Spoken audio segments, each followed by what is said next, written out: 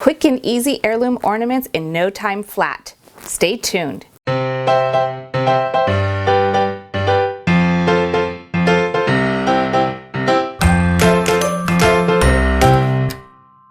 Hey everyone, I'm Sophie at C&T Publishing, and today I'm going to show you how to make a quick, easy, embellished little ornament that you can give to family and friends that will capture memories from the past. We're going to use our relaunch product today called Tap. And Tap is actually a transfer artist paper, and so I'm going to show you step by step on how to take your photos, put it onto the Tap, and then onto these ornaments. So some of the things you're going to need for this project are Tap. That's the main thing you're going to need, and this comes in a 5-pack and an 18-pack, and I highly recommend getting the 18-pack. It's a great deal. And then also we highly suggest some silicone release paper, but it's not required, but it's very helpful. Then also we have our handy pocket guide for embroidery stitching. This is a great reference tool. And we have a selection of embroidery threads, some ribbons. I love a little tool to poke out when we turn things inside out. And here's another one, scissors, embroidery hoop, and some pins and needles. You'll also need a sewing machine, you'll need an iron, and a printer. So here's what's gonna happen. You're gonna take a favorite photo, whether it's digital or a print, and you're gonna scan it into a computer or on your phone, and you're gonna turn it into a black and white image. And when you turn it into the black and white image, you're gonna print it on Tap. I tend to print lots of images onto the Tap at once, and then you are gonna cut it out of the background, and it's gonna end up looking like this. We're gonna embellish it and sew the edges. So I just give you the overall vision of how we're gonna start and where we're gonna end. So here's a picture of my mom when she was a little girl, and I scanned this picture in, took it and made it a better black and white image, and then I printed it on Tap. So you just put your Tap in an inkjet printer, not a laser jet, and you print the image out, and it's very simple. So out came this image, and I have made it in different sizes as well, but for my example today, I'm going to use this size here. So once you've printed your image on the Tap, you need to cut out as much or as little of your background. So here I cut out including the chair, but in the final one I did, I actually left the chair in. So you can leave what you want or cut out what you want. So here I have cut a square of muslin. You can cut it bigger or you can leave it small. If you want to use an embroidery hoop, I would suggest making the piece of fabric bigger. If you plan on washing this afterwards in a different product, you should pre-wash your fabric. In this case, we're not planning on washing the ornaments. So first you want to make sure that your fabric is nice and smooth. So I'm going to iron out my muslin and make sure there's no like random strings on it or anything like that. And next, to make sure that you don't have any little bits of fuzz, you're going to take a lint brush and make sure you get off any extra strings because it'll get sealed into the Tap. You're going to take your image. Now if you were using words, you would have needed to print the mirror image, by the way, but this doesn't have words on it and I'm not that picky. And you place it image side down. Now you're going to take your heat source with the steam off, no steam, and you're just going to iron it for 2 minutes. Okay, so I've been ironing it for a little bit, and I want to show you that I'm going to use this little pin tool, but you can use tweezers. As I pick it up, you can see that the image is pretty much on there. There's a little bit of product that is left on the Tap, and that will give it a little more of an antique look. If you want the image to be very solidly on the tap, you should first of all let it cool and definitely iron it for a whole 2 minutes. If you want it a little more vintagey, then you can peel it off a little sooner. So this is probably ready. Yeah. So as you see, when I peel it off, I'm going to use this to help. There really is no product left on here. So this is a pretty clean image. Now when you use tap, it's going to come out shiny. But if you would like a matte look, you're going to want to use some of that silicone paper I showed you earlier. So I'm using a piece of silicone paper and I'm going to place it over the image and I'm going to re-iron it. And what this does is it kind of removes some of the product a little bit and it takes some of the shine off. If you want it to be real vintagey, you could use another piece of muslin and put that over and iron it and pull it back slowly, and you could remove a little bit of the product so it looks a little more rustic. So see, really only a little bit of product came off on there, but it's gonna start to get less shiny. So if you notice it's shiny and it bothers you, you definitely are gonna wanna use the silicone paper. So there we go. So now we have our image. We're gonna let it cool for a second. And next we're gonna embellish it. You can embellish it with any type of embroidery floss that you like. So here I have regular 6 strand, here's some sparkle, pearl cotton, and here's another pearl cotton that's a smaller size. I'm going to bring back my image and I'm going to show you I've done some on another one here.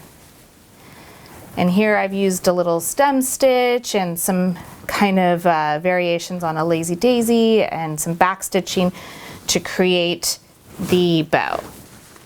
So now we are stitching away. I'm going to put a little heart right here.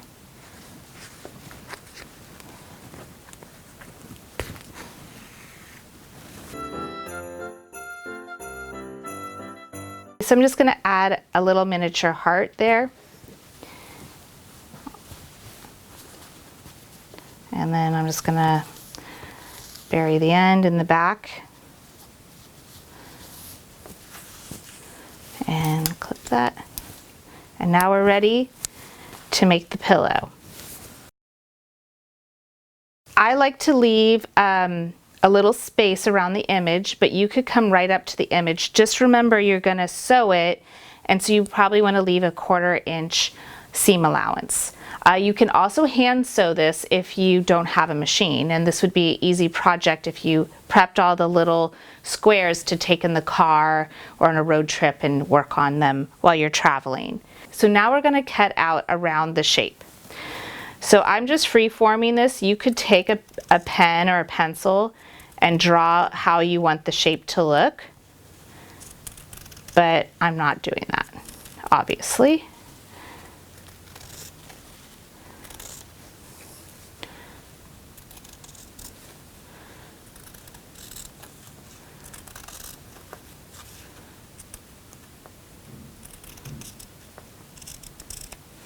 Now that I've cut out the image, I'm going to assemble the pillow. So you're going to need a piece of ribbon. I have one that's about 6 inches, and this will be the loop out of the top. But make sure when you put it in that the loop goes in towards the image, not out the top. So you're going to see what I mean in a second. You're going to want to see the ends. So I'm going to turn this over onto the backing. Now you could put on the backing like information about the photo. Maybe it's something about my mom or her age in the picture, and then be sure to put the ribbon going inside, the loop inside. So the loop is under her. I'm going to kind of squish it down under the image, and then I'm going to pin it.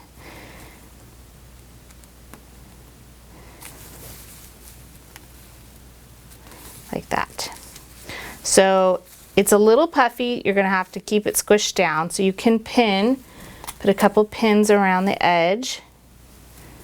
And then you're going to take it over to the sewing machine or hand sew it like we talked about.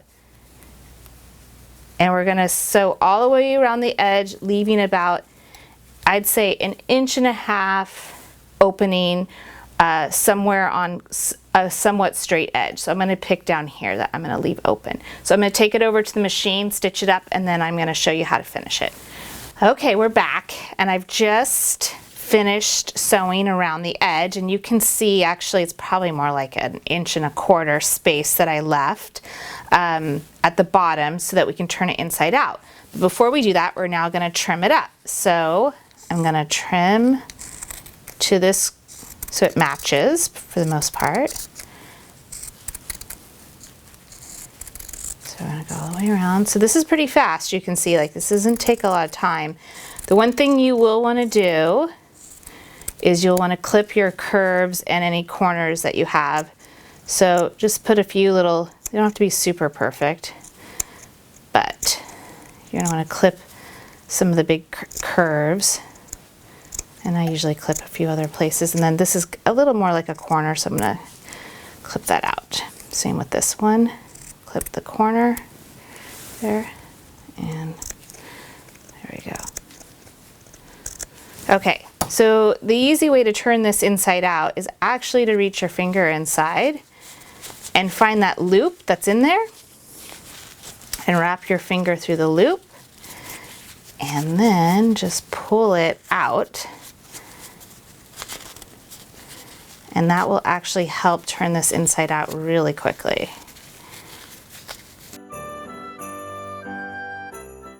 So I'm just going to clarify this. If you want to iron this, you can use the silicone paper. That's what I would suggest. Then you could also use the muslin. So I'm going to do a really quick showing of how to iron over it with some fabric. Now, I wouldn't iron too long. This is a real quick iron, and then I peeled it back, but you can see it took some of the image off. So I really do suggest using the silicone paper, but you can use the muslin if you need to. Here we have my mom, and we're gonna make sure that we have all the little edges poked out. So I'm gonna run this around the edge, making sure all the little nooks and crannies get poked out. Get the corners. And this is a great tool because it's not too sharp. Okay. And then this is going to be our opening that we're going to hand stitch later. So I'm going to give her a little press with the silicone paper.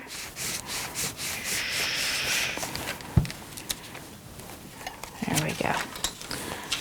Okay, so now she's ready to get filled. Now you could leave her like this. If you like her flat, you don't have to fill her with some filling, but I'm going to fill her up and then stitch her closed. I put some stuffing in her. She's not super plump, just a little plump. And now you will need to stitch her closed. I'm pinning the bottom right now to make it easier to hand stitch closed.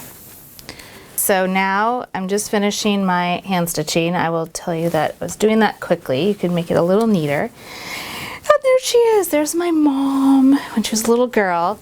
And I'm going to show you some other examples. Most of them are finished. This is one of my husband and his granddaughter. Here's a picture of my son, a little ornament of my son when he was a little boy. He's now almost in college.